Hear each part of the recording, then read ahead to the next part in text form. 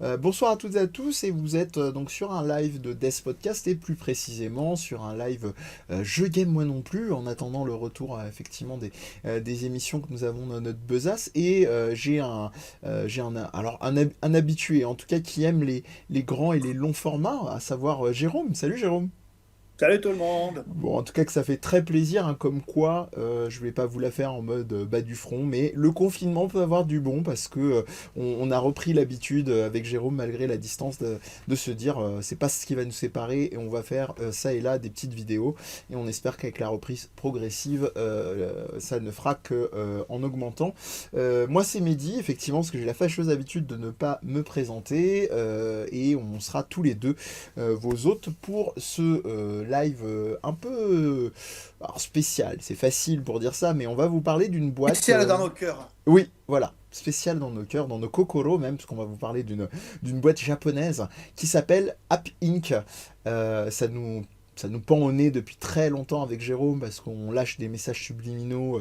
Même pour ma part, dans mes cours en game design, je fais très régulièrement référence à des jeux App Inc. On va faire découvrir ça ou redécouvrir ça, parce qu'on va aussi un peu analyser pourquoi ça marche d'après nous, qu'est-ce qui est chouette dans ces jeux-là, etc., etc.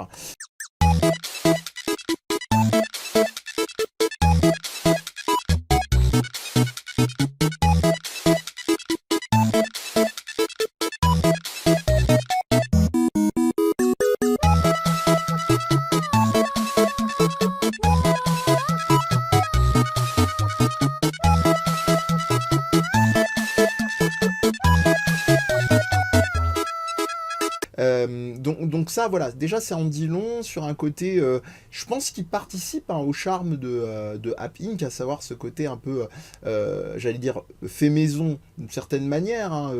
Voilà, il y a ce qu'on appelle les homebrew, par exemple, c'est très bien, ça nous permet d'avoir une lignée chez Nintendo, même si ça existait bien avant Nintendo. Donc à partir de la Wii, on a vu apparaître pléiade de hacking, effectivement, du système, et de jeux dits homebrew, avec notamment la chaîne que proposait la Wii, et qui était disponible effectivement dessus. Donc on est un peu dans cet héritage-là, à la fois fait avec deux trois bouts de ficelle, un budget de millième, comme tu le disais, mais pourtant, et c'est là le cœur de pourquoi on a fait cette émission, pas simplement la gratuité des jeux, mais leur générosité, et puis je trouve leur génie, n'ayons pas peur des mots, on pourra peut-être se faire contredire dans le chat, leur génie en termes de game design, quoi. Ah bah, c'est sûr que, en fait, c'est ça qui est assez incroyable, c'est que aujourd'hui, souvent, on essaye enfin, avec les AAA ou de manière générale, Hmm. de lier un peu le fond et la forme. C'est-à-dire que les triple A ont souvent comment dire, des gameplays pratiques assez transparents, histoire de, tu vois, de pas passer trop de temps. Les jeux indés sont graphiquement dépouillés, avec des gameplays qui demandent un peu plus de profondeur et tout. Où tu te dis au début, c'est toujours pareil. Enfin, je sais pas ce que t'en penses, mais dis, moi, les jeux à Pink, alors à part finalement Coup Franc Fou où j'ai pris feu dès le départ, les jeux à Pink, en fait, que je commence à y jouer, j'y joue 10 minutes, et puis je me dis, qu'est-ce qu'ils ont chié ce coup-ci. Et la 11e minute, je suis conquis. Et ça marche à tous les coups. Donc voilà, tu expliquais en fait cette entrée. On est en train de parler donc des jeux App Inc. déjà, d'une part, et on est en train de parler de l'entrée progressive dans le jeu, qui est pas forcément instantanée. Et tu expliquais aussi toute la reprise des assets des jeux, qui sont repris vraiment à l'identique. C'est-à-dire, c'est pas simplement par fainéantise. Je pense qu'on y reviendra après. Je pense c'est que pour que le responsable derrière App Inc., hein, qui ne donne pas de nom public, en fait, qui donne juste ce nom de Le nom de sa boîte, qui boîte. est App Inc., de pas perdre, je pense, en flux créatif, probablement. Moi, c'est la seule probabilité que je vois à ce niveau-là. Je vais en profiter, donc on va se taire un petit peu, et on va simplement diffuser un extrait de jeu, comme ça j'aurai appris de mes erreurs, donc on va diffuser un autre extrait, et on commentera juste après. On fera comme ça, ce sera plus simple, je pense, pour éviter des gags ultérieurs.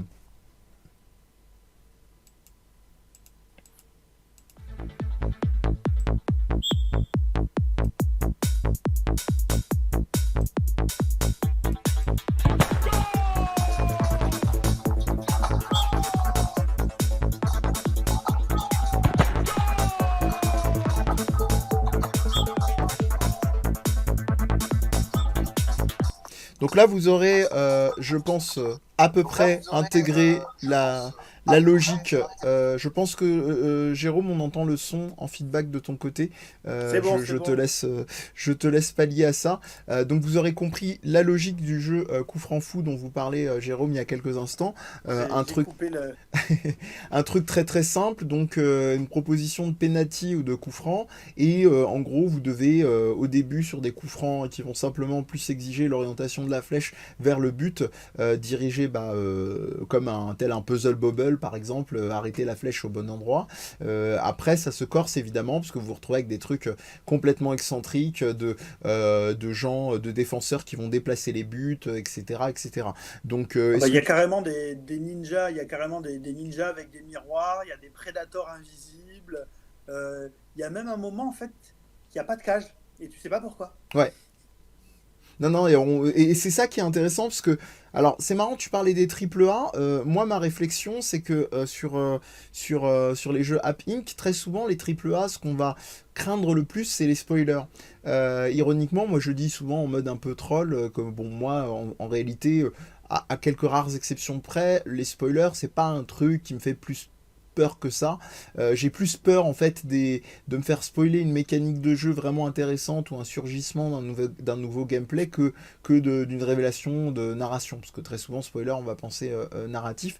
Et là, dans le jeu, Mm. c'est exactement ça. C'est-à-dire que c'est des jeux, si on te révèle les... Parce qu'on fonctionne par niveau, par plateau, hein, redécrira les différents jeux, on expliquera comment ça se passe. Mais là, ça m'emmerderait fondamentalement d'être spoilé dans ce jeu, parce que, dans tous les jeux d'ailleurs à Pink, parce que ça me gâcherait le plaisir de jeu, clairement. Bah, parce que de toute façon, dans la mesure où euh, les jeux à ping, bon, on l'a dit, si on devait être complètement bourrin sur la question des genres du jeu vidéo, on en a déjà parlé pendant 3 heures, on n'en reparlera pas trop ce soir. Si on devait être complètement bourrin autour de ça, on se dirait c'est des puzzles. C'est des puzzles, sauf que d'habitude, quand vous jouez à un jeu de puzzle, vous avez une stratégie, enfin, vous avez un style de jeu. Par exemple, Tetris est un puzzle et Hmm. chaque niveau de Tetris se joue sur le même mode du puzzle. Quand vous faites un Picross, bah, vous faites du Picross de plus en plus compliqué, avec de moins en moins d'indices, avec de moins en moins de temps, etc. etc. Finalement, Ping, c'est des puzzles qui, à très peu de choses près, redéfinissent leurs règles à chaque niveau. Dans Penalty Fou, dans Coup Franc Fou, c'est bon, bah, tu dois tirer des penalties. Alors oui, il faut trouver un moyen de faire rentrer le ballon dans les cages. Hmm. C'est extrêmement basique. Mais le problème, c'est que le point le plus court entre le départ et l'arrivée du ballon n'est pas toujours celui que l'on croit. Ouais, c'est surtout ça. Et il faut faire attention à des tas. On y reviendra peut-être aussi quand on apprendra sur cacher mon jeu par maman. Ouais. Mais il y a ce que le jeu te donne, qui est important. Et puis il y a aussi et surtout, et ça je trouve que c'est un des très très grands points forts de Happing, il y a surtout ce que le jeu ne te donne pas. Oui. Et d'aller réfléchir dans les données, dans les non-données du jeu, qu'est-ce que le jeu ne te donne pas et que tu aurais besoin et comment est-ce que tu peux essayer d'avoir ce truc-là, c'est vraiment un bonheur de tous les instants. Parce que Ouais. si on te dit ce que tu dois faire dans chacun des niveaux, il y en a pour 5 secondes. Mais le problème, c'est que moi, j'ai passé des journées entières à me demander, mais qu'est-ce qu'il faut que je fasse Qu'est-ce que tu veux Qu'est-ce de que moi? pourquoi il n'y a pas de cage dans ce niveau de penalty foot? Ouais. Où sont les putains de cages? Ouais, ouais. Mais c'est marrant que tu parlais de données, on peut même, pas au sens premier de l'expression, mais presque des métadonnées. Là aussi, hein, on vous rassure, on vous gâchera vraiment pas le plaisir de jeu, d'autant plus pour ceux qui nous rejoignent qu'on parle de jeux qui sont tous, on le répétera suffisamment, gratuits sur iOS et sur Android. Et il y a un jeu, si au bout d'un moment vous voulez remercier le dev de App Inc., c'est l'adaptation de Switch de cacher mon jeu par maman. Où maman a caché mon jeu, parce que comme c'était chez Nintendo, il fallait bien faire une traduction convenable.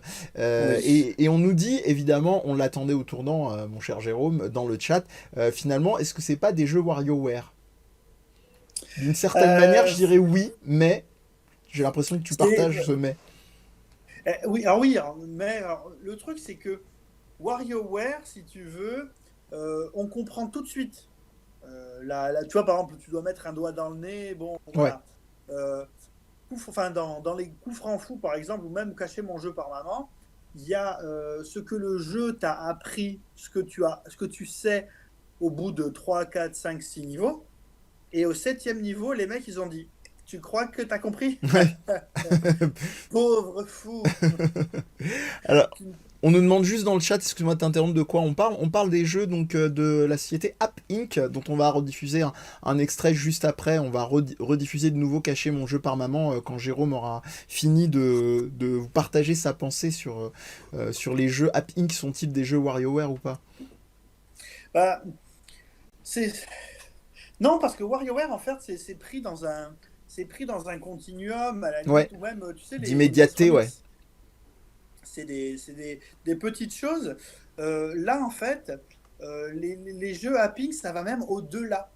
Parce que, je pense qu'on en reviendra aussi, il y a aussi une dimension méta qui n'est pas dans les jeux WarioWare. Ouais, très Euh, clairement. et, et, et voilà, et le truc, c'est que finalement, la dimension méta, il y a un moment, c'est celle qui prend le pas sur tout le reste dans le jeu. Et quand tu penses que tout va se jouer dans le méta, eh ben, le mec revient dans le jeu et te dit ouais non là on a été un peu loin, laisser tomber. Hmm. Donc c'est vraiment vraiment un rapport. Tu vois il y a des jeux exigeants. Bon, on va pas parler des Dark Souls des machins.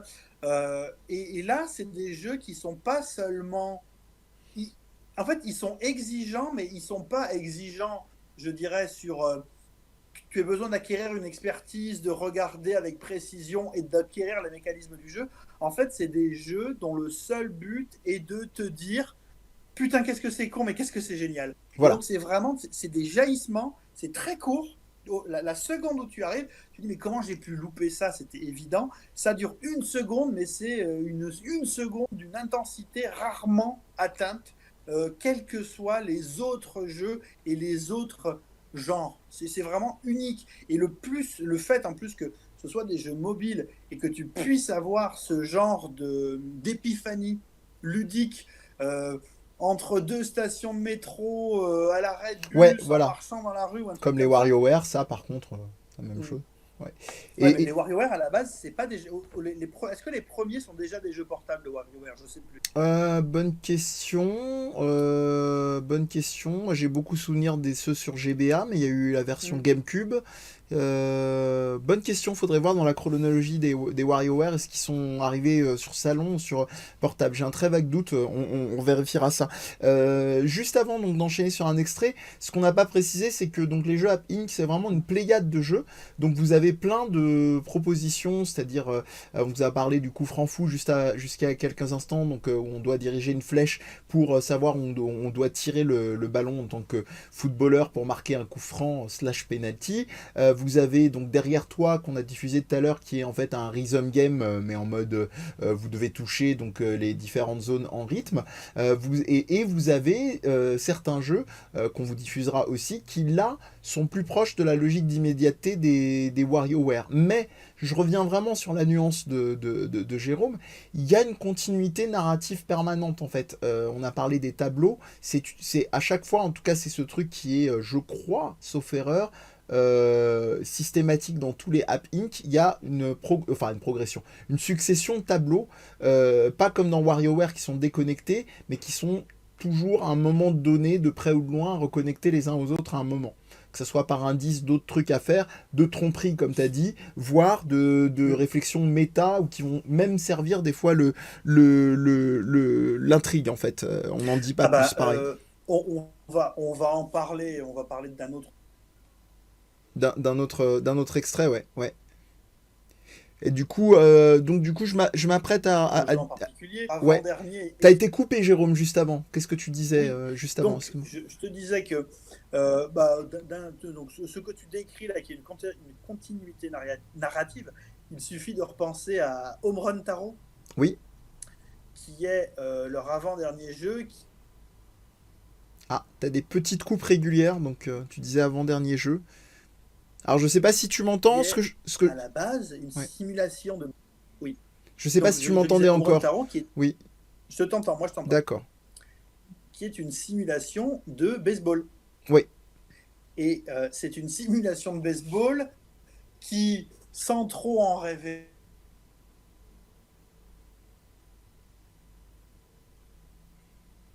plus devient enfin, partir du baseball, aller sur la science-fiction, et ouais. le final est complètement débile. La dernière mission n'a absolument Ah, tu as des coupes régulières, mon cher Jérôme. Je suis le premier plus navré. rien à voir avec tout ce que vous avez aussi lié à la méthode.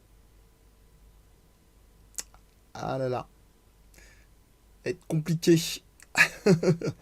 Tu as eu Qu'est-ce qui beaucoup se de passe? coupes, ouais, tu as eu beaucoup de coupes en fait dans tout ce que tu disais. Ah, Ça a lâché après le récit science-fiction et le dernier tableau.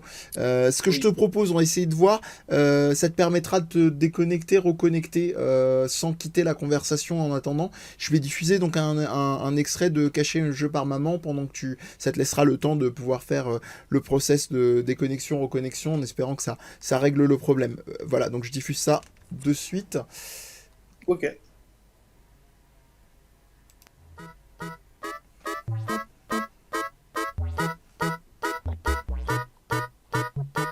Alors je me déconnecte. あれないないゲームがない。ママにゲーム隠された。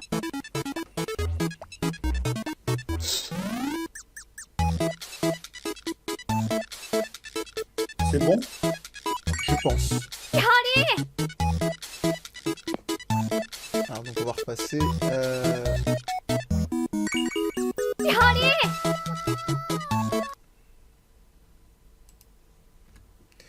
Donc vous aurez vu là la proposition de cacher le jeu par maman qu'on avait diffusé un petit peu plus tôt dans le stream mais qu'on vous remet, hein, qui est très très simple, qui est dans le titre, hein. Un gamin se fait confisquer sa console qui s'apparente très clairement à une Nintendo DS 3DS quoi, et il va falloir donc redoubler d'ingéniosité pour la retrouver à chaque fois. Je profite donc de pouvoir relire le chat également, qui nous dit donc WarioWare c'est fait pour être dans la rapidité, tandis que la réflexion et même la logique, il faut le dire, c'était pas vraiment présente. Après vérification, donc la première version est en effet sur Game Boy Advance, c'est bien ça, avec WarioWare Minigame Mania. Donc voilà, ma mémoire ne défaille pas trop. Le mama d'intro a beaucoup plu, comme tu as pu le constater toi aussi sur le chat de concert. Alors donc cacher mon jeu par maman, est-ce que je pense que c'est le jeu vraiment emblématique, c'est comme on dit, c'est le jeu de la maturité. Qu'est-ce qu'on pourrait dire sur ce jeu fleuve, ce jeu somme? Alors, c'est une saga. Déjà, Oui, c'est une il y en a saga. 3. Il y en a 3. C'est le seul et unique des jeux Pink qui a eu droit donc à une sortie en dehors des plateformes mobiles. Ouais, on disait tout à l'heure sur Switch, ouais. Ah, on ne t'entend plus de nouveau. Ça va être compliqué. Et bon, Ah, ça y est.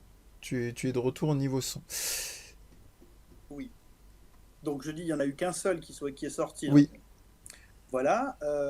Alors en plus, c'est peut-être celui qui est le plus facile. Je pense que ça va être... Un jeu. C'est un jeu comme on en a vu beaucoup sur les internets. Ouais. C'est un HOG, un Hidden Object Game. Donc un jeu d'objets cachés. Tout le monde a joué à des trucs comme ça, j'imagine, sur internet, où tu as des gros tas d'objets. Et avec ta souris, en fait, tu dois enlever des couches pour récupérer le jeu. Bon. Le jeu caché. On a de nouveau beaucoup de coupes et de lag, Jérôme. Je suis un petit peu embêté parce que je pense que ça va être, ça va être délicat niveau, je pense niveau compréhension. Je suis en train de réfléchir directement en live parce que je vois pas trop d'autres solutions et je sais pas si, je pense que ça doit être lié à ta... Attends, j'ai une idée. Ah. J'ai une idée et ça va consister à switcher.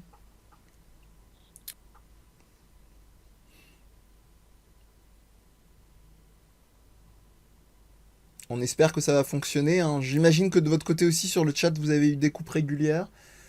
On en est désolé.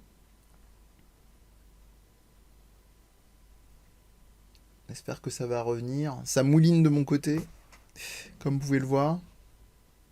Alors, on te voit de nouveau, mais on ne t'entend pas. Oui, Ah si, de nouveau. si je parle, Oui, là on c'est t'entend. bon, Ouais. tout va bien. Ouais. Donc, je vais en espérant que ça ne coupe pas. Donc, la spécificité de couper mon jeu, de cacher mon jeu par moment, c'est qu'en fait, c'est un genre qui est facile à mettre. C'est le hidden object game, qui sont des jeux gratuits qui ont pullulé à l'époque des jeux flash sur PC. Ouais. Donc, depuis le début des années 2000. Donc, et la proposition de départ, elle est très simple, hein. C'est donc en plus pour les joueurs de se dire, bah voilà, ma mère ne veut pas que je joue, elle cache la console et je dois trouver un stratagème pour retrouver ma console sans que ma mère me voie. Donc, sur des prémices on ne peut plus simples et extrêmement basiques, très vite, alors au début c'est juste retrouver le jeu et ça va de un peu, par exemple, tu as une armoire en osier, tu vois un peu à travers l'osier que le jeu est derrière, donc tu peux ouvrir le... Ah, qu'est-ce qui s'est passé? On a disparu? Non, non, c'est normal, t'en fais pas. Pour le feedback, c'est Ah, des réglages de mon côté. Tant que je te dis rien, ne t'inquiète pas, tout va bien. ouais. Donc on cherche ça et puis très vite, là où la console pourrait être cachée, on retrouve maman. Donc du coup, il va falloir essayer aussi de ne pas retrouver maman. Ouais. Et de plus en plus, en fait, toute la famille, le grand-père s'en mêle, le chat s'en mêle, un éléphant s'en mêle, une girafe s'en mêle, un zoo complet s'en mêle. Ryu s'en mêle, mais jusqu'au on vous en dit pas plus. jusqu'au stade où ça va tellement loin que il y a même des niveaux où, en fait, et sans révéler pourquoi, vous avez beau retourner chaque pixel de l'écran, vous ne trouverez pas Ouais. la console. Parce Et que c'est là que parce qu'il y a c'est des là que moments le de jeu succession prend- de logique aussi. C'est ça. Et c'est là où le jeu prend une nouvelle dimension. Ouais. C'est que à partir du moment où vous avez épuisé toute la logique de base, qu'est-ce qui vous reste pour vous en sortir? Mhm.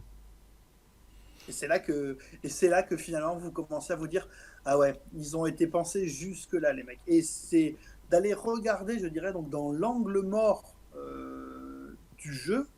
Bah voilà, moi c'est vraiment, ça a été ma première épiphanie avec eux. C'est vraiment de se dire, putain mais comment c'est possible de s'être dit, je connais tellement bien les joueurs que je vais pouvoir prédire, je dirais, une succession logique infinie qui va leur permettre d'arriver au but. Et à ce moment-là, on va leur enlever le but. Et c'est à ce moment-là qu'il va falloir qu'ils repensent tout ce qui a été fait Ouais. jusque-là. Et ça, c'est unique. Ça, franchement, si tu réfléchis bien, même les jeux LucasArts avec... J'y pensais. C'est marrant, j'allais te dire. Alors, Monkey Island, est-ce que c'est pas la même chose? Mais non, mais parce que finalement, Monkey Island, si tu veux, il y a un moment où... bon, je ne sais pas si c'est un spoil, mais est-ce que Attention c'est chez vous. dans le premier Monkey Island, à un moment, vous avez besoin d'utiliser un singe Le pour Monkey faire une Wrench. clé. Et en français, évidemment, ça pue du cul. Donc en français, c'était très compliqué d'y penser. C'est impossible. Pour le joueur anglophone, alors, moi à l'époque, hein, comme tout le monde, il a fallu que je lise quelque part. Hein. Pour quelqu'un qui joue et qui se dit, j'ai besoin d'une clé pour ouvrir un truc et j'ai un singe. Et un singe plus une clé, en anglais, ça fait Monkey Wrench. Donc, évidemment, les mecs y pensent. Donc, il reste quelque chose pour se raccrocher à ça. Dans les Happink, alors, c'est un truc que ça m'embêterait de spoiler, mais en fait, dans les Happink, vous avez besoin de faire appel à ce qui n'est pas le jeu dans le jeu. Je n'en dirai pas plus. Ouais, non, non, mais c'est très bien dit. et ça gâche pas effectivement le plaisir de jeu. Alors après, pareil, hein, dans la même veine, pour ne pas gâcher le plaisir du jeu, il faut savoir que cacher, cacher le jeu par maman, c'est aussi une histoire, aussi simple fût-elle. On vous en dit pas plus. L'avantage, c'est qu'en plus, vous ne comprendrez. C'est d'une telle simplicité, presque une telle poésie que vous verrez au dernier tableau. Et vraiment, on espère que vous aurez le courage d'aller jusque-là parce que je trouve que ça en vaut vraiment le coup. Et j'ai trouvé qu'avec une simplicité, un côté excentrique, se cache quelque chose de autrement plus fort, enfin fort, en tout cas sérieux et grave que ce que peut donner penser le jeu. Donc voilà, on vous invite d'autant plus à l'expérimenter parce que voilà, là il y a quelque chose de ce côté-là. Tu as déjà fait des émules, mon cher Jérôme, parce que il y a Lievan Foss sur le chat qui vient d'arriver à l'éléphant dans Cacher le jeu par maman, qui commence en live en même temps qu'on est en train de parler. Donc c'est parfait. Alors je vais diffuser un autre extrait et puis on va comme d'habitude commenter juste derrière, qui me tient un petit peu à cœur, là aussi par sa simplicité, et j'y reviendrai après.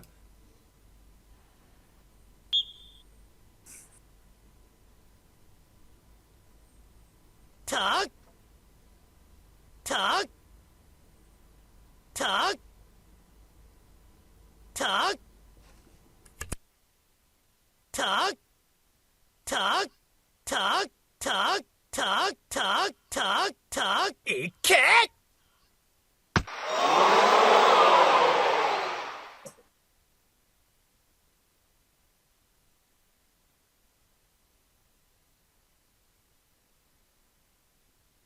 Voilà, on reste dans l'absurdité.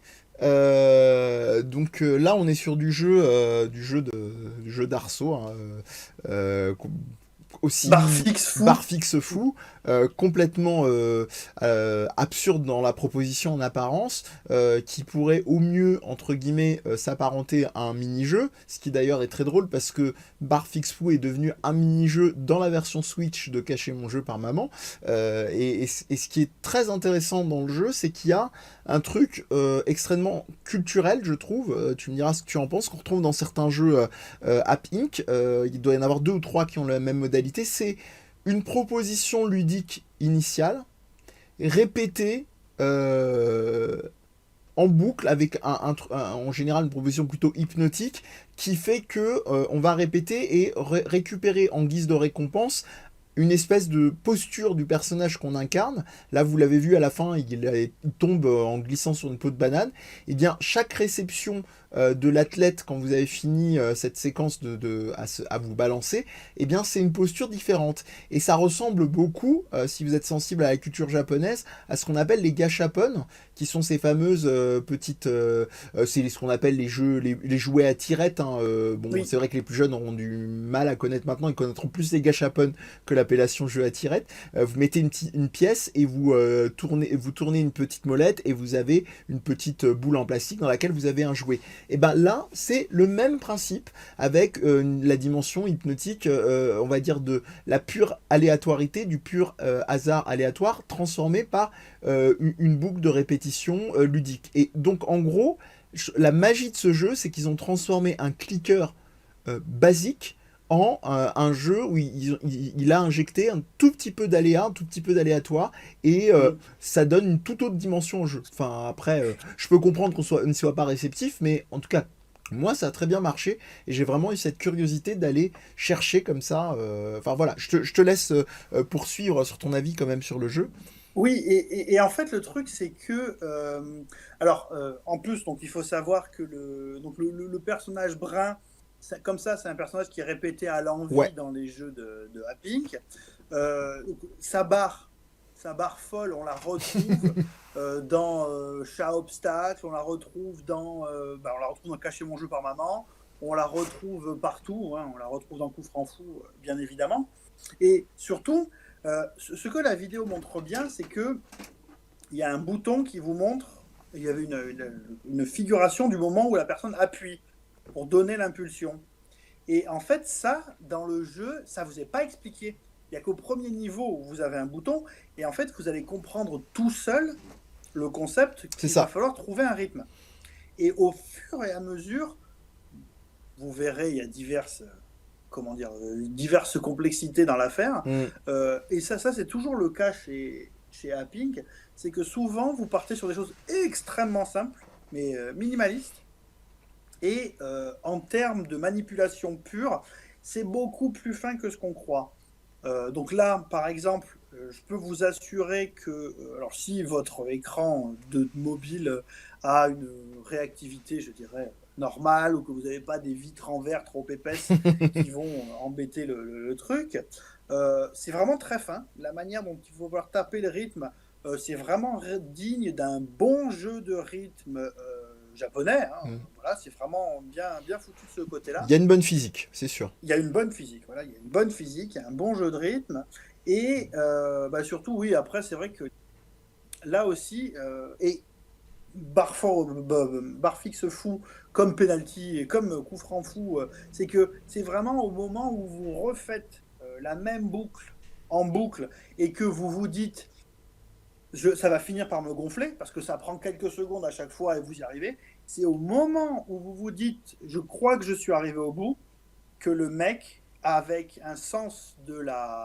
du rythme peu commun, va vous mettre le petit truc Qui va va vous tout faire changer. rester, ouais, et qui va vous faire rester dans le cadre barre fixe au fou ou tout changer, comme dit Jérôme, en termes de logique plutôt de abstraite de réflexion. Et on va vous donner encore un autre exemple concret sur barre fixe fou, c'est que au début, vous allez faire, ce qui est génial, c'est que c'est hyper confusant parce que tu commences, tu vois le mec qui se réceptionne de manière plus ou moins excentrique, tu te fais OK, et puis tu as un petit feedback avec un chiffre, et tu te dis mais à quoi ça correspond.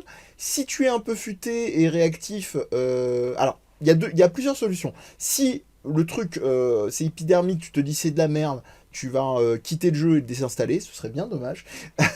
Mais bon, après je peux comprendre que cette formule-là soit plus rédhibitoire que Après, cacher mon c'est jeu c'est par des ma tout main. petits jeux, hein. C'est Voilà. pas eux qui pourrissent la mémoire de votre téléphone. C'est ça, c'est l'avantage. Bon raisonnement.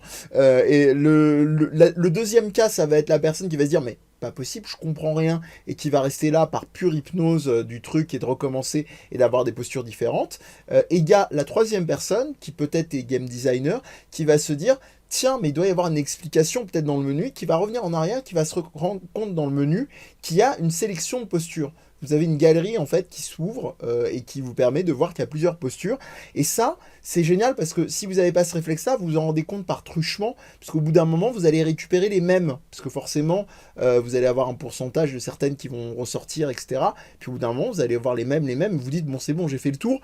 Et puis, je sais pas comment est calculé l'algorithme, mais à un moment, vous en avez une nouvelle, vous faites oh, génial, et ça vous tient pour encore 5 minutes, 10 minutes, un quart d'heure, et voilà, je trouve ça c'est magique par sa simplicité.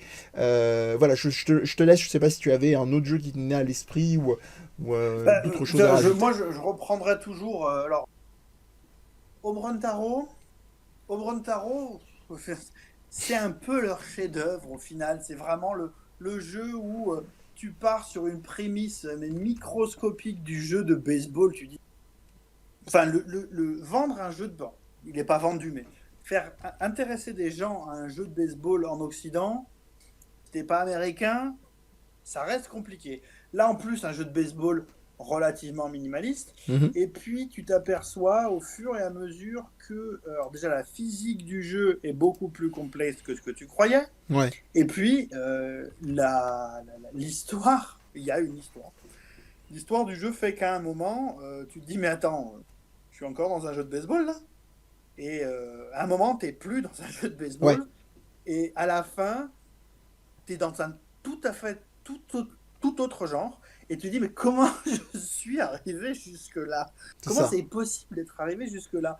Et tu te dis, justement, avec un jeu à picorer, alors, le jeu mobile, c'est pas que du jeu à picorer, mais Bien sûr. un bon jeu mobile, c'est un jeu justement alors, soit c'est un jeu qui sait t'accrocher pendant très longtemps, un jeu gachapon. Tu Ouais. vois, t'avais parlé des gachas. Le gachapon, c'est le truc qui a été très bien utilisé sur les jeux mobiles. Il y a un nombre incalculable de gens qui laissent une thune phénoménale sur Voilà. les gachas, Jusqu'aux dérives comme des loot box qu'on connaît bien. voilà, des grandes, tout ce qui est les jeux Grand Fate Order et compagnie, là, où finalement le but c'est que tu veux décrocher des nouveaux servants, faire monter, les faire grinder, etc. etc. Euh, et ben, là, si tu veux, le jeu va s'arrêter. Il y a une fin, il y a un début, il y a un milieu, il y a une fin. Mais pendant tout ce temps-là, tu as été accroché, mais au début pour certaines choses, Hmm. la physique du jeu, le fait que ça mange pas de pain, le graphisme bizarre.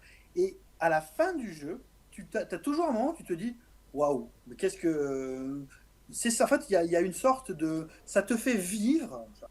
On va sortir les trucs ronflants un petit peu, mais je dirais, ça te fait vivre une espèce de micro-épopée avec un ou deux doigts max. Et c'est pas juste une épopée, c'est pas juste Uncharted ou c'est juste les aventures de Tintin au XXe siècle, quoi. Euh, c'est vraiment une épopée dans l'histoire du jeu, je dirais aussi, mais aussi une épopée dans la manière dont tu as parcouru le jeu. Ouais. Quand tu fais Home Run Taro, même quand tu fais Coup Franc Fou, mais Home Run Taro, c'est encore plus impressionnant. Quand tu arrives à la fin du jeu, que tu prends 30 secondes et tu te dis, mais en fait, j'ai 4 jeux, 4 5 jeux, avec des parties qui ont duré entre 5 secondes et les dernières petites minutes pour les faire ou un truc comme ça. Et tu te dis, bah, finalement, j'ai pratiquement oublié que j'ai commencé à taper dans des balles en faisant passer mes balles à l'intérieur d'un soleil ou dans un truc qui va foutre le feu à la balle pour changer quelque chose dans l'histoire. Hmm. Mais tu sais pas, tu vois. Et à la fin, ça n'a plus rien à voir. T'es resté sur exactement le même principe parce que tu fais rien d'autre que toucher un écran, hein, à bien y réfléchir. Et il s'est passé des milliards de choses. Et c'est des choses à raconter parce que finalement, ça c'est une de mes vieilles marottes, mais l'intérêt, le véritable intérêt, à mon avis, de vidéo, ce qui fait que c'est certainement pas le truc appauvrissant et désocialisant prétendu, c'est que Bah non, l'OMS a dit que c'était bien. maintenant l'OMS a dit c'était bien, c'est vrai, on représente. C'est que bah, tu peux raconter des trucs complètement fous.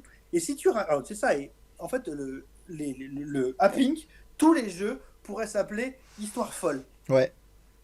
Ouais, ça aurait pu être l'histoire folle 2, et oui, oui, c'est vrai. Mais c'est ça qui est génial, c'est qu'il n'y a pas cette accroche racole. C'est que c'est que des accroches qui sont vraiment soit de la vie de tous les jours. Je trouve qu'il y a une honnêteté, il y a une franchise dans les jeux. Ils auraient pu trouver des titres, je trouve, beaucoup plus racoleurs, pardon, et ils tombent pas là-dedans. Alors j'ai plein de trucs sur lesquels je vais revenir sur ce que tu as dit, ça tombe très très bien. Peut-être pour donner un tout petit peu de rythme, je vais de nouveau diffuser un petit extrait de ce qui nous reste en boutique. On a le cas par exemple de Toastefy qu'on va vous diffuser tout de suite.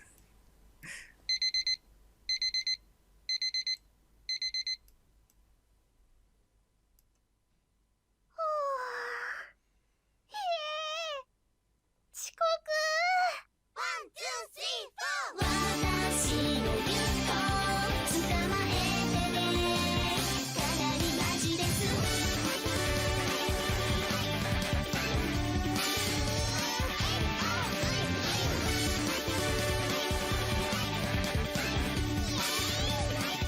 妄想できそう信じて行動爆走伝統ちょっとかわいそう友情同情欲しいの愛情お願いだけなら思ってないよないよ待ってよ傷ついちゃうのよ飲めの順序言いたいよ君のこと大大大大大よ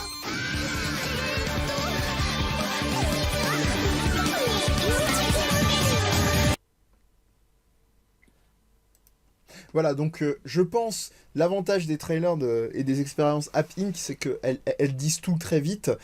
Vous aurez compris qu'on est sur un, comment dire, un runner où il va, c'est très très simple, hein, vous avez deux directions, gauche et droite, pour déplacer effectivement cette Toastefy, la fille. De là avoir une inspiration quelconque d'une certaine, pour les connaisseurs, Rei Ayanami de Evangelion, il n'y a qu'un pas, même si c'est une figure dans les animés qui est quand même assez connue du garçon, C'est un de la trope. fille. C'est Ouais, c'est un pratiquement trope, un c'est ça. trope en fait, hein. C'est ça. Et je le dis aussi, parce qu'on, petite promo flash, on a fait trois émissions dédiées à la série Evangelion, donc on vous invite à aller voir ça sur la chaîne YouTube. En tout cas, par rapport à ce que tu disais juste avant, il y a plein de choses. Il y a déjà la dimension effectivement de simplicité. Il y a une autre chose sur laquelle, double promotion pour le prix d'une, une émission qu'on a animée avec Jérôme, avec le génial Dominique Arsenault, qui est une sommité de la recherche en Game Studies, qui a écrit sur la question de la pragmatique des effets génériques dans le jeu vidéo. Ça fait peur dit comme ça, mais en réalité c'est entre guillemets très simple. C'est quelle va être votre manière d'appréhender un jeu en fonction de son genre. Et est-ce que le genre d'un jeu est vraiment celui auquel vous pensez?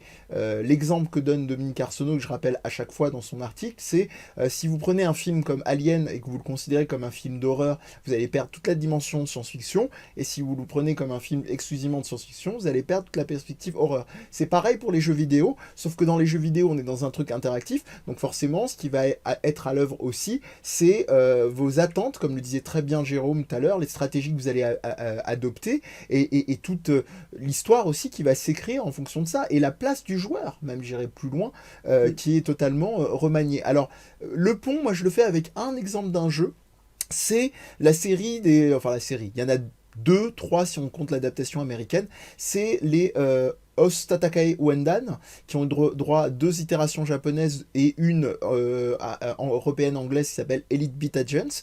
Et dans ces jeux-là, on a un pur rhythm game où on doit au stylet, parce qu'on est sur DS, qu'on connaît aujourd'hui, hein, ça a donné le jeu Os, qui est gratuit, qui est disponible sur PC, Mac et toutes les plateformes possibles. Sauf que il y avait, contrairement au jeu Os qui consiste à être un mode un peu modding et à mettre les musiques que vous voulez, il y avait une histoire aussi qui se déroulait dans les Elite Beat Agent et les Os Tatakai Undead. Sauf, comme tu le disais très bien, contrairement aux Os Tatakai Undead qui sont des parcelles d'histoire isolées, chaque jeu App Inc. est une fresque en fait. On a un truc qui est dans une continuité. Et je trouve qu'il y a une vraie généalogie, il y a un vrai lien entre la série des Wendan, dont je pense le créa de App Inc. doit être assez près ou lointainement amoureux. Donc voilà, je sais pas si tu adhères à ce parallèle-là. C'est vrai que maintenant que tu le dis, en fait, les Wendan, les morceaux dans Wendan racontaient à chaque fois des histoires qui duraient 3-4 minutes. Et la spécificité, c'est que en fait, plus tu montais dans le niveau de difficulté et plus tu avais des séquences vraiment précises à des moments du jeu. Ouais. C'est-à-dire que certains jeux, en fait, tu les jouais beaucoup en glissé, etc., Ouais. etc. Puis des passages que tu faisais en rapide et tout. Et plus dans les modes de difficulté, tu voyais qu'en fait, il y avait vraiment des segments précis. C'est Et ça. donc, du coup, finalement, l'histoire était aussi bien racontée par ce qui se passait à l'écran, mais que tu n'avais pas le temps de regarder, hein. C'est après que tu pouvais profiter de toute la scène, que finalement, je dirais, la séquence de gameplay que tu devais réaliser à ce moment-là de la chanson, tu vois, quoi. Et oui, donc du coup, je pense que, alors, pour Derrière toi, c'est évident. Ah, il me prévient pas, hein, il est en train de parler du jeu Derrière toi. Voilà. Oui, attention de faire ça affreux. Donc, pour le jeu Derrière toi, c'est tout à fait évident. Finalement, à bien y réfléchir aussi, quelque chose comme Coup franc fou, la question que tu peux te poser, que tu ne te poses pas d'habitude, parce que la vision du jeu, elle est derrière tout. Donc la caméra est derrière le joueur de foot. Et il y a des niveaux, sans vous révéler, où vous allez devoir vous poser la question, mais qu'est-ce qui se passe derrière moi, en fait? Et donc, du coup, voilà, c'est ça, c'est que... Je pense à un, entre autres, qui est génial. Oui, Une solution, entre guillemets. Alors, voilà. Alors, Coup franc fou, voilà, on pourrait... Coup franc fou, c'est celui qui raconte pas vraiment une histoire, bon, même si vous gagnez la Coupe du Monde à la fin. Hein, ouais. Ça sert, ouais. Mais dans Home Run Taro, même dans Tokimeter, alors Tokimeter, c'est quoi? C'est un jeu, c'est un petit puzzle qui est... c'est pas un hidden object, c'est plutôt... il y a plutôt du cacher mon jeu par maman dedans, mais tout ça au service de quoi? Tout ça au service d'une dating sim. Ouais. Des jeux de voilà, drague. c'est ça. Donc dating sim, Tokimeter. Donc on part on a un dating sim qui est un puzzle. Coup franc fou, on a un jeu de foot qui finit par être un puzzle. Home Run Taro, il y a 12 jeux dedans. Toast-Fille, ça reste simple. Oui, Sauf que on vous l'a vu, avez ouais. comme vous l'avez vu, vous avez des sumo géants, Ouais, des c'est ça. sumo qu'on retrouve dans tous De les jeux. variations, ouais. Ah, les ninjas et les sumo, vous allez les retrouver partout dans la ping. Ouais, Il n'y a aucun souci. Donc oui, il y a vraiment, je pense, cette dimension de raconter une histoire par l'histoire, mais aussi par le rythme que ta participation au jeu met. Dans les derniers niveaux de Homeron Taro, c'est évident. Dans les dernières séquences de Homeron Taro, c'est pour ça que je dis que c'est un peu leur chef-d'œuvre. C'est que tout ce que je vous raconte là est concentré dans des séquences extrêmement courtes de 1 ou 2 minutes. Parce que d'habitude, il vous faut 10 secondes par niveau de concentration. Là, ça fait bizarre de devoir passer 2 minutes un peu concentré. Mais oui, je pense qu'il y a tout à fait à voir avec Wendan. Et puis, après, les jeux japonais de manière générale, hein, si on pense, alors même si ça se joue pas de la même manière, mais si on pense à Bust Groove, par exemple, où on a par exemple ce point qui fait tac, tac, tac, tac, et puis il faut appuyer à la 4e toujours sur le même bouton qui était le bouton rond, et entre-temps il fallait mettre chacun des coups qui n'étaient pas forcément figurés mais qui apparaissaient dans une liste sur chacun des bips. Voilà, je pense que c'est l'idée derrière, c'est ça, c'est que il y a une continuation de la tradition japonaise du ouais. jeu de rythme, bien comprise, mais utilisée à un autre escient que juste le jeu de rythme.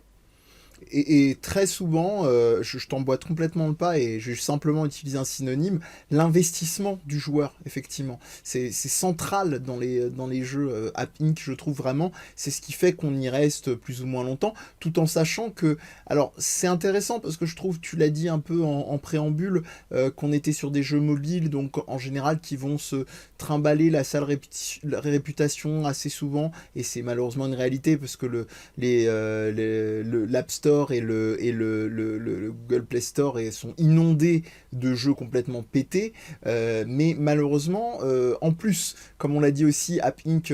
Joue pas beaucoup en sa faveur, mais il sait qu'il joue de cette iconographie-là, à savoir que bah voilà, c'est des jeux qui reprennent les mêmes assets, les mêmes visuels, même pour les animations, les dessins, des coups de crayonné très très basiques. On est à la limite, hein, pour ceux qui connaissent, des formes de visage par Osamu Tezuka dans le manga, qui utilise des idéogrammes, des kanji pour faire des yeux et une bouche. Donc voilà, moi je trouve qu'il y a une subtilité, une abstraction dans les jeux App Inc. Hein, qui, je me répète et je me répéterai, hein, qui frôle le génie.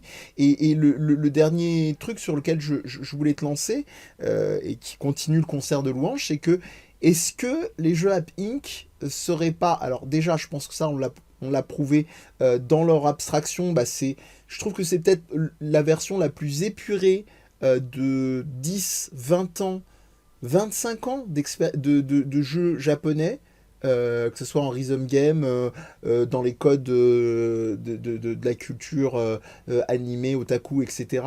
Dans ce côté abstrait, mais peut-être même le liant, le pont entre jeu et installation artistique. Parce que moi, je trouve que dans des propositions comme Flûte, les barres parallèles. Barfixfou. Barfixfou, merci. Que dans Barfixfou, on a un truc qui se rapproche, sincèrement, que j'ai vécu dans certaines installs de jeux dits expérimentaux, ou en tout cas de jeux indépendants, installations artistiques numériques, quoi. Franchement, moi je trouve que c'est quelque chose de l'ordre de l'install, disponible pour le plus grand nombre, et en plus gratuitement. Donc on est vraiment dans de l'art pour l'art, quoi. Ah bah, juste sur le premier point, je voudrais revenir, c'était Ouais, sur la digestion des 20-25 c'est dernières ça. années du jeu vidéo japonais. Et alors, c'est tellement exact, je dirais, c'est que ça a digéré le meilleur, mais ça a aussi digéré le pire. C'est-à-dire que Ouais. le dating sim glaireuse, Oui, époque oui. Saturne, euh, il y a un jeu qu'on retrouve plus sur le. T'as cherché, là, on a cherché un peu avant le début, il est plus sur les stores, Mm. qui était un jeu plus ou moins de stalker de métro, quoi. C'est ça, de mec qui suit une nana et le côté ludique c'était de prendre des positions, enfin c'est un 2-3 soleil quoi, mais avec un stalker en mode Voilà. tactile. Donc, alors j'arrive plus à remettre la main sur le jeu et j'ai Mhm. vérifié, je l'avais pas gardé sur mon téléphone, donc Ouais, je l'ai pas et j'arrive pas à le retélécharger. Et c'est vrai que dans le fond, puis bon, il y avait l'iconographie, vous savez, du stalker avec les grosses lunettes, c'est ça. le truc. Et à côté de ça, voilà, le mec faisait des poses à la Matrix, des grands écarts sur les murs. Euh, bon, alors voilà que voilà, le propos, c'était C'est amusant, mais si tu réfléchis bien, tu te dis, tu es quand même en c'est train malaisant, oui d'essayer. c'est sûr, Voilà, dans la dimension ludique. D'ailleurs, avec le on peut même se recul. poser la question, peut-être que c'est au-delà de plaintes qui ont été déposées, peut-être même que c'est, enfin bon, il y a pire hein, sur les stores je pense, mais c'est peut-être même lui qui n'assumait plus trop le jeu, hein, j'en sais rien, c'est une supposition, mais bon, Peut-être. la question est pas là. Mais après, c'est vrai que l'idée est évidemment pas de défendre cette iconographie, mais comme je te disais en off, ce sont des choses qui restent toujours sincères, c'est-à-dire que ce sont des éléments qui existent vraiment. J'ai pas forcément, même si ça a transpiré dans les choses que tu disais, ce sont des éléments qui sont vraiment issus d'un certain quotidien japonais, le Mm. meilleur et le pire. Et le pire. Et c'est vrai qu'on sait que, même si c'est le cas dans beaucoup de pays, le harcèlement au Japon, notamment d'hommes sur des femmes, c'est assez costaud. Il y a une grosse tradition, malheureusement, à ce niveau-là. Mais en tout cas, c'est toujours des trucs voilà, qui mettent le doigt sur des éléments du quotidien, en tout cas familier, pour les Japonais. Ouais, alors, et sur le côté, alors, je viens de penser à un truc. Tu vois, ça vient de me traverser là. Ouais, À Pink, c'est pratiquement un homophone de happening. c'est vrai. Ouais. Donc, et c'est vrai qu'il y a ce côté, alors le côté expérimental évident hein, Hmm. dans la simplicité du graphique, dans la réutilisation ad nauseam, je dirais, Hmm. de l'iconographie, des assets. Si vous trouvez que Majora's Mask était une bonne réutilisation des assets de Ocarina of Time, il faut que vous regardiez le dernier jeu là, qu'ils ont sorti qui s'appelle Home Fighter. Home Fighter qui est alors accrochez-vous, qui est une simulation de bras de fer chinois. Vous savez le truc avec les pouces là. Sauf C'est que un c'est peu ça. avec des jouets. C'est ça. Sauf que bah, la force de vos pouces est transformée par des jouets. Et en fait, vous avez des jouets. Hmm. Alors au début, vous avez un espèce de bioman bleu, tout simple. Ouais. Et en fait, vous avez plein de jouets différents qui ont des caractéristiques différentes. Et en fait, pour bien avancer dans le jeu, vous avez besoin de gérer un match-up. C'est-à-dire que vous êtes Comme dans les jeux de censé combat. Ouais. connaître et savoir quel type de personnages vont mieux vous Hmm. permettre de progresser par rapport à d'autres types de personnages. C'est ça. Vous dites, sur un jeu de pouces, hein, clairement, bah, les mecs, ils ont réussi à mettre une couche de De baston, mind game, ouais, ouais. de mind game. Enfin, c'est pratiquement e-sport, quoi. Moi, je veux Non, non, bien voir un sûr, niveau. bien sûr. Mais c'est très intéressant parce que ça rejoint, je t'emboîte le pas. Alors, pour vous représenter visuellement, parce qu'il n'y a pas de, on n'aura pas de visuel sur le live, vous imaginez donc deux mains qui sont à l'écran, sur un écran vertical, please understand, de téléphone ou de tablette, et vous tenez chacun votre jouet, enfin, parce que c'est jouable à deux aussi, je crois. Je crois qu'on peut Oui, jouer. c'est jouable à Ouais, deux ouais. en écran partagé, C'est ça, même ok. téléphone. Et du coup, il faut choisir en chargeant une attaque comment vous allez cogner l'autre, sachant qu'il y a des attaques descendantes, ascendantes. Et ça me rappelle évidemment en parlant des stratégies de jeux de combat et de certains qui se sont fait un peu vilipender pour leur simplicité, ça me rappelle le cas Dive Kick, que je vais resituer très rapidement. Dive Kick, c'est un one-button fighting game, dans le sens où vous vous battez qu'avec une seule touche. touche de saut qui permet aussi, en réappuyant dessus, de faire un coup de pied descendant. D'où le titre Dive Kick. Et le jeu est un one-shot en fait. Si vous touchez l'autre, c'est KO instantané. Donc ils ont fait Bushido Blade sans les armes blanches mais avec des coups de pied. C'est ça. Et en gros, voilà, moi je pense que dans l'exemple que tu donnes, ça m'évoque très clairement ça. Il y a le même genre de logique et c'est en ça que ça me conforte encore. J'avais pas fait le parallèle avant que tu en parles, mais ça me conforte encore dans toute cette dimension digérée, mais pas dans une pure logique otak, bien que le type se serve beaucoup des codes de la culture otaku pour les intégrer en mode clin d'œil. Voilà, c'est pour ça que pour moi, et je pense que je peux dire pour nous, Happy Inc. a tout compris, quoi. C'est ça. Il y a un commentaire donc, de Kamen Rider Freud qui dit c'est comparable à l'abstraction en peinture Oui.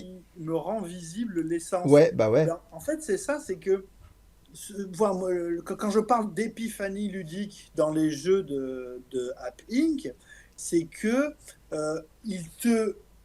c'est la forme la plus pure, pas que du fun, parce que bon, la tyrannie du fun, qu'est-ce que ça veut dire le fun? Mais On a fait une c'est émission la dessus pour ceux qui veulent. Oui, et voilà. Donc ce soir, c'est open bar, hein. On fait de la pub pour toutes Allez, les émissions pas de raison. de 10 podcasts.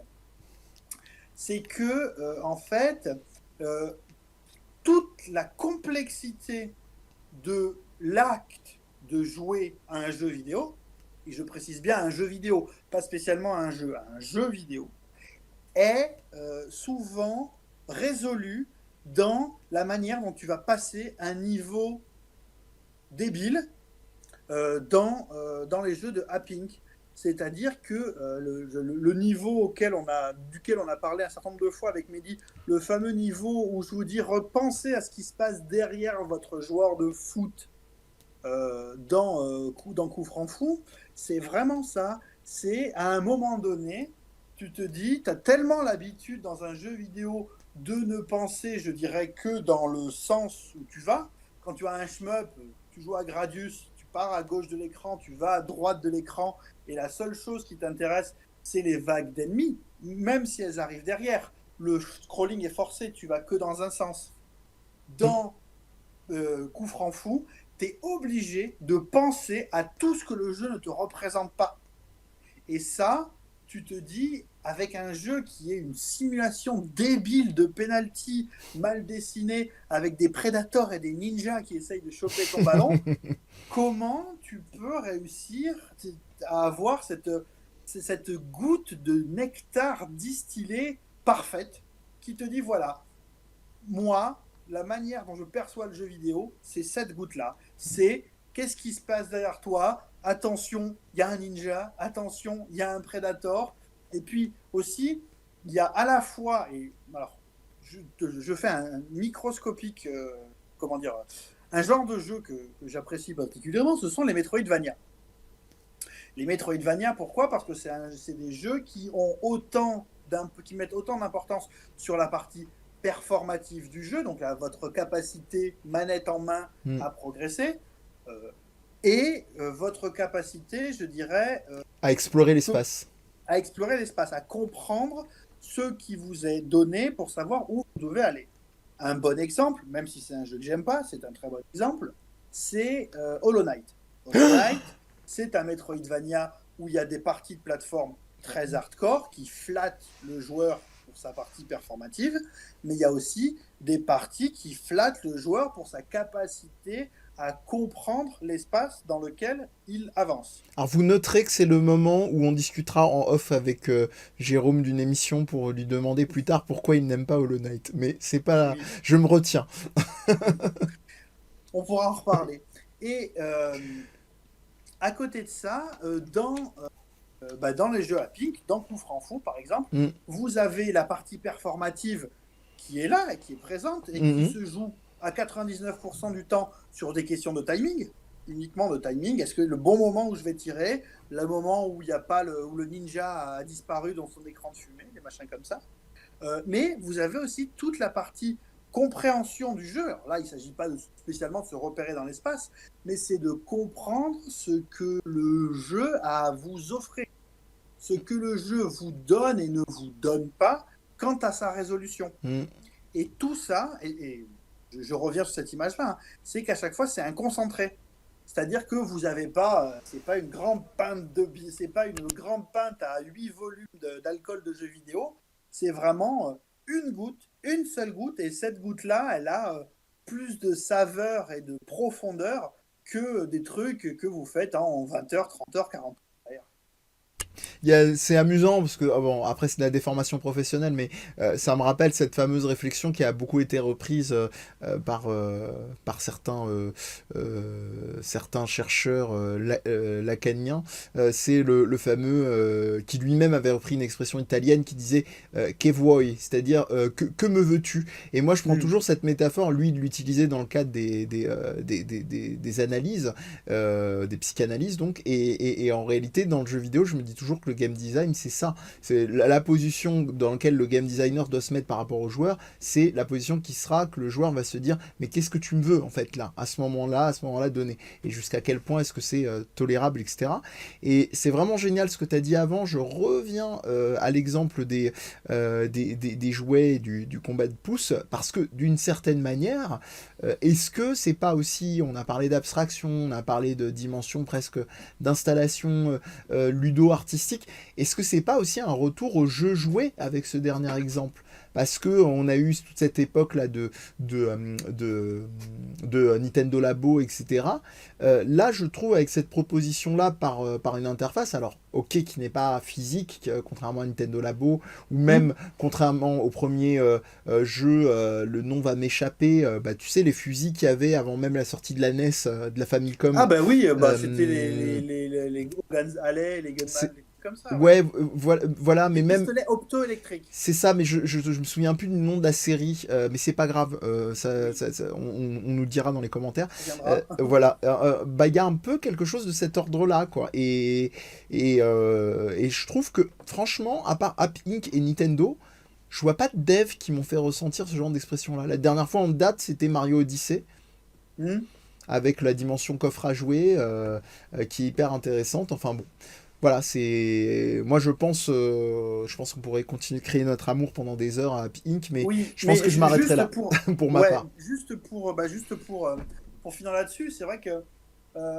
Alors, une bataille. Alors, attention, digression. Même 11 gressions, s'il faut. Je sais pas si. Bon, toi, Mehdi, je pense que. Est-ce que tu te souviens de la dernière fois que tu as vu un combat de pouces comment dire, d'ampleur galactique, d'ampleur de la taille de l'univers? Ah merde, mais je dois l'avoir, mais vas-y. Est-ce que tu te souviens de l'avant-dernier ou l'antépénultième, je sais plus exactement, tome de Gun Last Order? Ouais. Zeka, qui est censé être le plus grand combattant de l'univers, fait une bataille de pouces contre son opposé qui est l'inventeur du point du vide qui met des coups de poing qui créent des trous noirs. Toute simplicité. Tout va bien.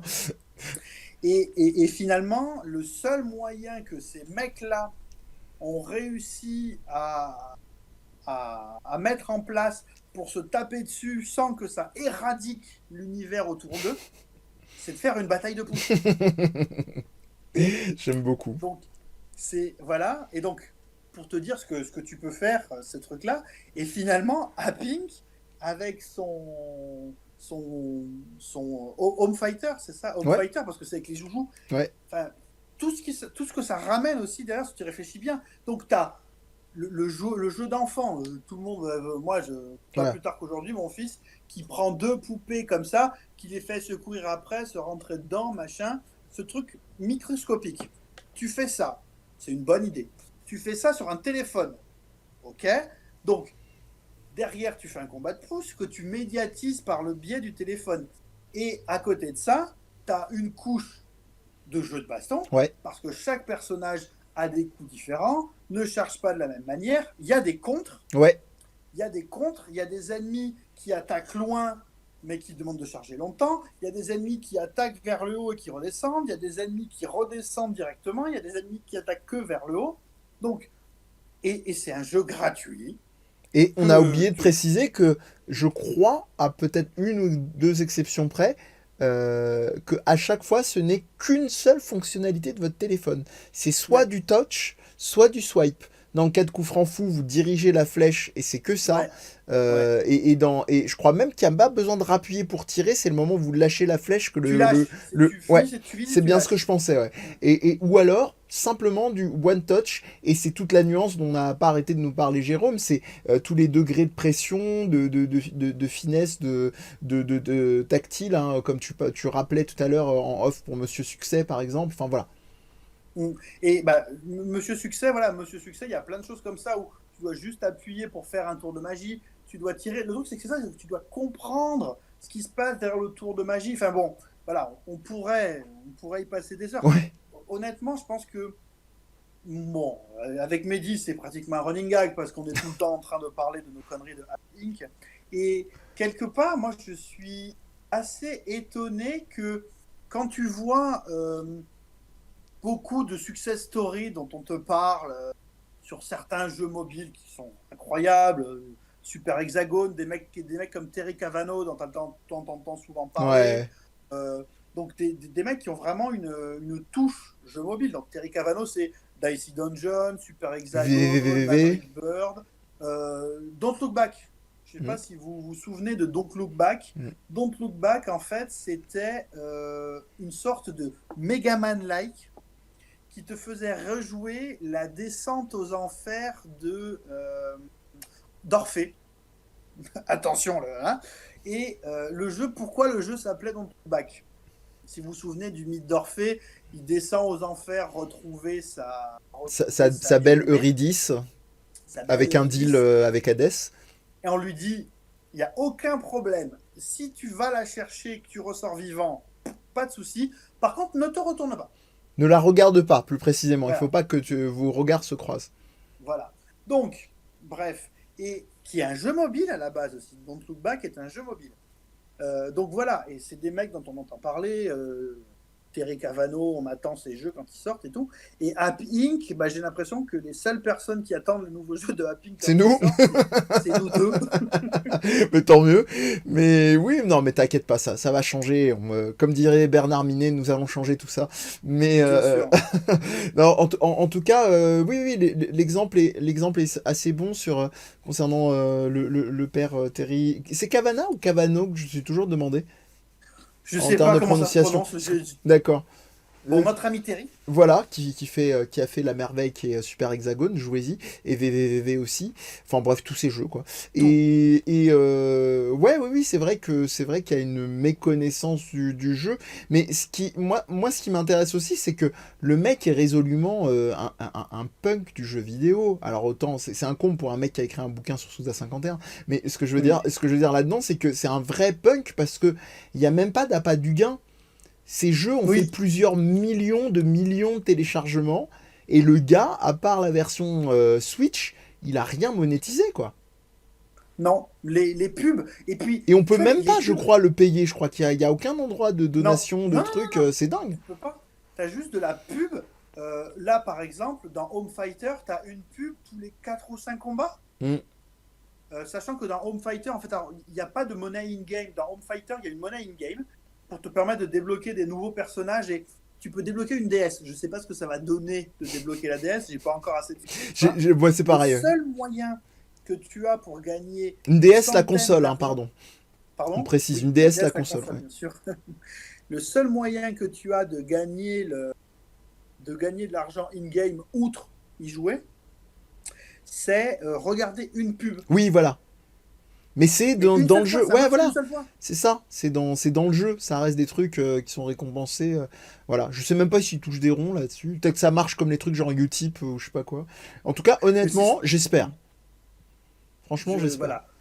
Je sais pas. Donc après, je sais pas ce que fait le mec. Peut-être, on sait rien. Si ça se trouve, c'est Shigeru Miyamoto qui on n'en sait rien. T'imagines, ce serait trop fort ça. Ouais.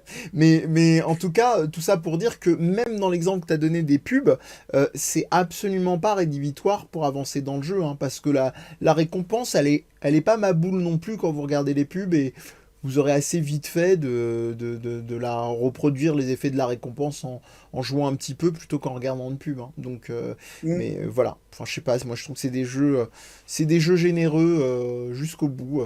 Je crois qu'on a fait un joli tour. Moi, comme je t'ai dit tout à l'heure, j'ai plus grand chose à rajouter, ou sinon je repartirai pour toute la nuit. Ah non, Mais non, voilà. il y a... le seul truc, en fait, il y aura un truc à faire, Ouais. ce serait un let's play narratif de Home Run Taro. Oh putain. Il y a un truc à faire. Non, non, Clairement. mais moi je l'ai donné en partiel de mes cours, j'ai déjà analysé en cours, enfin voilà quoi, c'est vraiment en game design, hein, je précise pour les Oui. gens qui prendraient en cours de route. Mais et encore, hein, je pense qu'il y aurait des trucs à analyser, même limite dans des cours de sociaux sur la culture contemporaine et la pop culture japonaise, franchement il y aurait de quoi faire. Bah voilà, je crois qu'on va s'arrêter là parce qu'on a des choses à se dire sur Hollow Knight avec Jérôme, mais ça m'empêche pas de le remercier mille fois comme d'hab, hein. De toute façon, avantage avec Jérôme, c'est comme d'autres copains de Death Podcast, hein. C'est un peu l'effet Dragon Ball, on balance un micro et on est parti. Et c'est parti. Et voilà. Et puis voilà, te dire de toute façon, on te retrouve sur les émissions Je Game Moi Non Plus, donc notamment celle avec Dominique Arsenault. On te retrouve chroniqueur chez MO5 et sur certains de leurs podcasts, même si Oui. ça fait un petit moment, de par ton récent éloignement de Paris, que tu en fais plus aussi souvent Alors, que tu voudrais. Ah, micro-pub tout de même. Aujourd'hui est sorti chez Pix and Love oui, le bouquin Euh, d'Alexis Blanchet. le bouquin d'Alexis Blanchet et Guillaume Montalon sur une histoire française du jeu vidéo. Mhm. Alors, il précise bien, et c'est très important de le dire, que c'est pas l'histoire du jeu vidéo Oui. français, c'est l'histoire du jeu vidéo en France. Mm. Nuance. Oui. Énorme nuance. Ce livre-là, on a pu l'avoir un peu en France avec mon acolyte Seb, Seb22 sur Twitter. Et on a fait un conducteur, gros conducteur de podcast sur le sujet, d'un podcast qui est sorti il y a un petit mois, un truc comme ça, et que vous pouvez aller écouter. Alors, je ne suis pas présent, mais j'ai lu le bouquin Ouais. et j'ai participé largement au conducteur. Voilà, donc c'est ma dernière participation au niveau du podcast de MO5, et puis sinon vous pouvez retrouver mes tests, mes tests sur Tes le Mac chroniques. de MO5. Tes chroniques, parce que c'est du ça. tout au plus, c'est du pipeau sur 20, c'est du Jérôme sur 20, quoi. Mais il y a pas, Voilà, voilà, y a pas de... c'est plutôt des comptes rendus, Voilà. de jeux, quoi. Si vous voulez la référence la plus pointue de Wonder Boy sur leur récente version Switch et autres consoles, bah, allez lire comment dire, la prose de Jérôme. Voilà, je crois qu'on a à peu près fait le tour. Tu es aussi un occasionnel du Catchacast. Et puis voilà. Sinon, pour vous autres chers amis, vous savez que vous nous retrouvez sur Death Podcast. Vous avez, pour ceux qui étaient en live, la barre qui vous donnait toutes les infos pour trouver. Si vous n'avez pas, c'est que vous êtes en replay et donc vous avez tout dans la barre d'infos. C'est merveilleux. Et même si Jérôme se réveille dans la nuit et me dit « Ah, j'ai oublié de donner cette source-là », vous l'aurez sur YouTube en référence. Bien sûr. Donc, il n'y a aucun souci. On vous dit merci, on vous dit à bientôt. Pour ma part, je vous dis même à plus que bientôt, parce qu'il y a des grandes chances que, après avoir refait le monde avec Jérôme, je fasse un petit stream, soit de le Yooka-Laylee ou d'un quelconque jeu. Voilà, on vous dit à plus. Ciao, merci. Ciao tout le monde.